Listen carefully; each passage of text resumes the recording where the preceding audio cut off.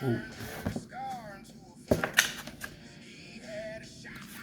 it's Sunday, so it's been a good day. It's always a good day. No, yes, good day. Good day with bad moments, but today was a good day. July 12th. High. Oh, H and I high. I think I'm saying that right. H and I high. Let's just see what we're doing here. I realize that if I show up to be of service to someone, even though I'm there to help another addict or of his or her pain, that's what's going on.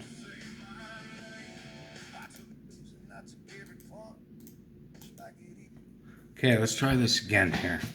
H and I high. I realize that if I show up to be of service to someone, even though I'm there to help another addict out of his or her pain, I get an opportunity to learn and heal. Those things are what have created a spiritual change in who I am. Hope, Faith, and Courage, Volume 2, page 129.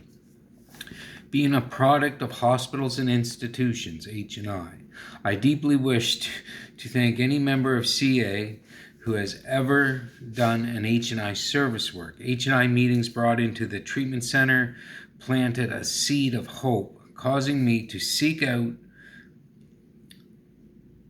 the rooms of recovery. Having recovered from a seemingly hopeless state of mind and body, thanks to the 12 steps, I can now say that seed of hope, which H&I planted, has taken root, grown, and flourished in my life. Because of my gratitude to H&I, carrying the message into treatment centers is one of the biggest joys in my life and perhaps the greatest gift I've received through being a service to CA. My goal is to help keep growing in effectiveness and understanding, to keep learning from others with more experience, and to continue reaching out to the hand of CA to the still suffering addict. I have had the extreme joy of meeting addicts in detox units and upon their release, watching them join this fellowship, get CA sponsors, work all 12 steps and become sponsors themselves. This is the progression of passing it on.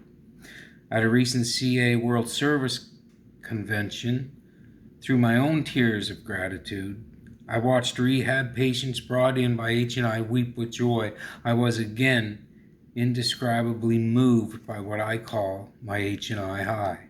My gratitude for the ability to serve in this capacity is immense. Service is a key component of my recovery.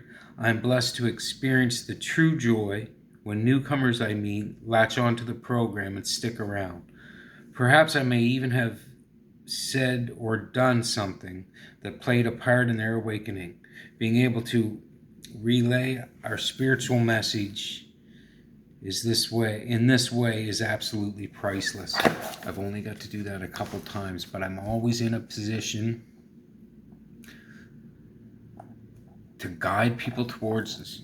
A lot of people need to be medically treated first, detox, or different programs, different in-house live-in programs.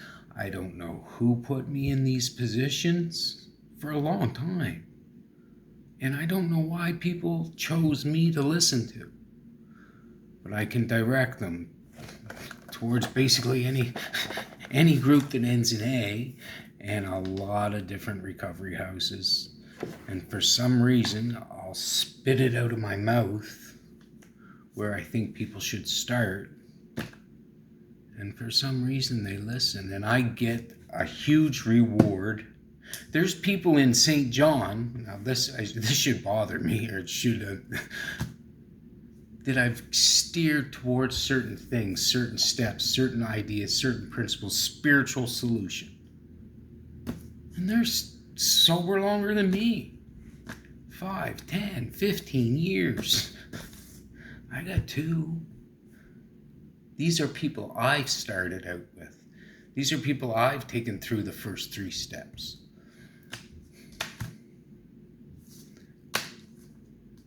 Yeah, it is kind of cool. I've only got to go to detox in the last couple of years, not as much as I used to. I used to go a lot to different detoxes.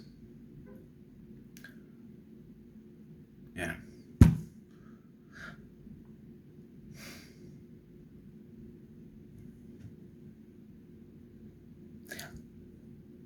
I wouldn't change a thing if I could.